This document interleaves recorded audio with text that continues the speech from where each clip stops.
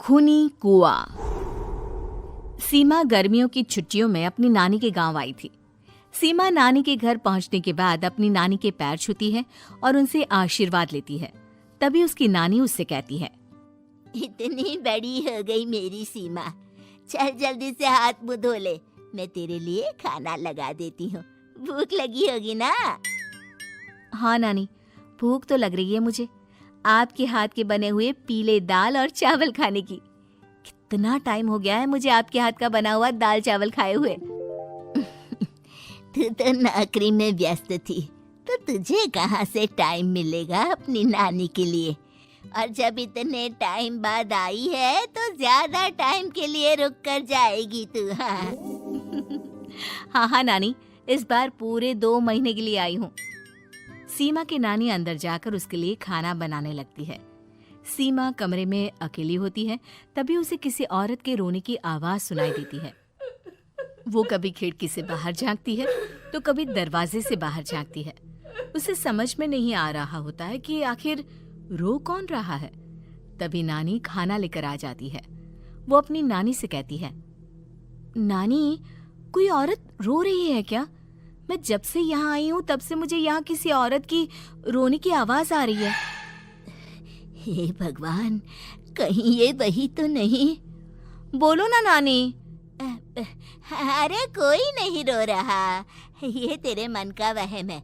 और तू ना अब खाना खा ले, ज्यादा यहाँ वहाँ की बातों में ध्यान मत दिया कर। जल्दी से खाना खा और फिर मेरे साथ आ जा मेरे कमरे में, दोनों बैठकर खूब सारी बातें करेंगे। ऐसे ही अगले दिन सीमा अपनी नानी के साथ गांव के बाजार जा रही होती है। उसी रास्ते में फिर से किसी औरत के रोने की आवाज आती है। वो अपनी नानी से कहती है, अरे नानी, क्या सच में तुम्हें अभी भी किसी औरत की रोने की आवाज नहीं सुनाई दे रही? मुझे किसी औरत की बहुत बुरी तरीके से रोने और चीखने की आवाजें आ रही है। मैं बहुत परेशान हूँ नानी, आखिर ये कौन है? मुझे लगता है कि सीमा को शहर भेज देना चाहिए, यहाँ रहना उसके लिए ठीक नहीं। नानी बोलो ना, आप चुप क्यों हो जाते हो? सीमा, तू घर चल, मुझे तुझसे बहुत जरूरी बात करनी है। नानी सीमा को घर ले आती है और सीमा से कहती है, सीमा, कल सुबह तू शहर वापस चली जाएगी। अरे अचानक? आखिर क्या बात है नानी, आप मुझे ऐसे जाने को क्यों कह रही हो? मैं बस जो कह रही हूँ उस पर ध्यान दे। तू कल सुबह यहाँ से चली जाएगी, और ये बात मैं कोई मजाक में नहीं बोल रही। तू कल जाएगी तो मतलब जाएगी। अरे नानी, चली जाऊंगी मैं, ठीक है, पर आखिर बात क्या है ये तो बता दो। मम्मी से कोई बात हुई है या फिर मुझसे कोई गलती हुई है जो तुम मुझे अचानक से जाने के लिए बोल रही हो? देख सीमा, रात बहुत हो चुकी है और मुझे इस बारे में कोई बात नहीं करनी। चल, अब चल के मेरे साथ सो जा। सुबह की बस पकड़कर तुझे शहर भी तो जाना है। सीमा को अपनी नानी का ऐसा व्यवहार देखकर बहुत ही अजीब लगता है। उसे कुछ समझ में नहीं आ रहा होता है कि आखिर उसकी नानी उसे अचानक से गांव छोड़कर जाने के लिए क्यों कह रही है। ये सारी बातें सोचते सोचते सीमा की आंख लग जाती है और वो अपनी नानी के साथ सो जाती है। ऐसे ही आधी रात को सीमा को फिर से किसी औरत की रोने की आवाज सुनाई देती है। वो उस औरत की आवाज सुनकर बार बार करवटें बदल रही होती है और तभी उसे सपने में भी एक अजीब सी औरत की परछाई दिखाई देती है, जो इतना चीख चीख कर रो रही होती है कि सीमा डरकर उठ जाती है। वो पूरे पसीने पसीने हो रही होती है। वो अपने आसपास देखती है तो घर में बिल्कुल शांति का माहौल होता है। सीमा घबरा जाती है। वो अपनी नानी को जगाने की कोशिश करती है, मगर उसकी नानी नहीं जगती। सीमा को फिर से उस औरत की रोने की आवाज सुनाई देती है। आखिरकार सीमा अपने आप को रोक नहीं पाती और वो घर का दरवाजा खोलकर बाहर निकलती है। आखिर ये माजरा क्या है? आज तो मैं पता करके रहूंगी। अब आवाज का पीछा करते हुए सीमा आधी रात को गांव के चौपाल के पास बने कुएं के पास पहुंच जाती है, जहां कुएं की चारों ओर बेड़ियां लगी होती हैं उन बेड़ियों में लगे हुए ताले के साथ एक लाल रंग का कपड़ा और माता रानी का कलावा बंधा होता है।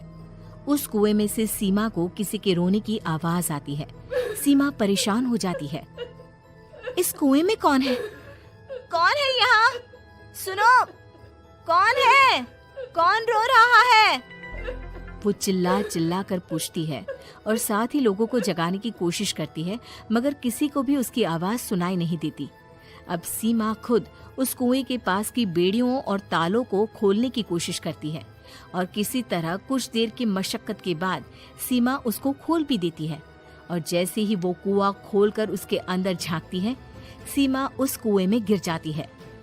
इतने में उसकी नानी की नींद भी खुल जाती है और सीमा को पास ना देखकर नानी परेशान हो जाती है। नानी घबराकर पूरे घर में उसे ढूंढने की कोशिश करती है, जिसके बाद उसकी नानी और सभी लोग उस खूनी कुएं के पास जाते हैं और सीमा की नानी कुएं के पास खड़ी होती है। सभी गांव वालों और सीमा की नानी को सीमा के चिल्लाने की आवाज आती है। बचाओ, कोई मुझे बचाओ। मेरी बच्ची, हम आ गए, हम तुझे बचा लेंगे। नानी, मुझे यहाँ बहुत डर लग रहा है। यहाँ इंसान की कटी हुई मुंडिया, हाथ, पैर और कंकाल है और खून भी है। नानी, मुझे डर लग रहा है। आप सब मेरी मदद कीजिए, नहीं तो ये खूनी कुआं मेरी बच्ची को भी खा जाएगा। अरे मुझे तो ये समझ में नहीं आ रहा कि आखिर इस खूनी कुएं को खोला किसने। सालों पहले इसको इतनी मुश्किलों के बाद तांत्रिक बाबा ने बंद किया था। अरे पूरा गांव खूनी कुएं के बारे में अच्छे से जानता है, तो कोई भी जानबूझकर तो ऐसा करेगा नहीं। मतलब किसी ने अनजाने में इसे खोल दिया है भैया। सीमा को इस बारे में मालूम नहीं था और जब से वो यहाँ आई थी तभी से उसे किसी औरत के रोने की आवाजें भी सुनाई दे रही थी। कहीं सीमा ने ही तो उसे नहीं खोला।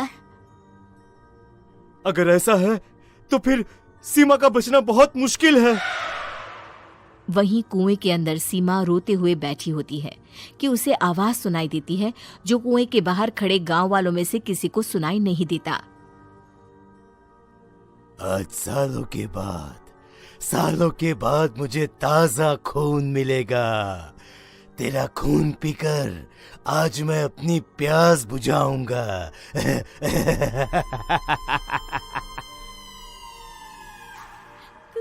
कौन है? मत मारो प्लीज, मुझे जाने दो प्लीज। मैंने किसी का क्या बिगाड़ा है? वो तुझे मरने के बाद पता चल ही जाएगा। जितने में गांव वाले और सीमा की नानी कुछ सोच पाते, उतने में उन्हें सीमा के चिल्लाने की आवाज आती है और अगले ही पल सब शांत हो जाता है। क्या हुआ? सीमा, मेरी बेटी। माफ करना बहन, लेकिन अब सीमा वापस नहीं आएगी। हमें एक बार फिर से कुएं को बंद करना होगा। गांव वाले तभी तांत्रिक को बुला कर लाते हैं। एक बार फिर अपनी शक्ति से तांत्रिक बाबा उस कुएं को हमेशा हमेशा के लिए बंद कर देते हैं और वहां एक बोर्ड लगा दिया जाता है कि यहाँ आना मना है।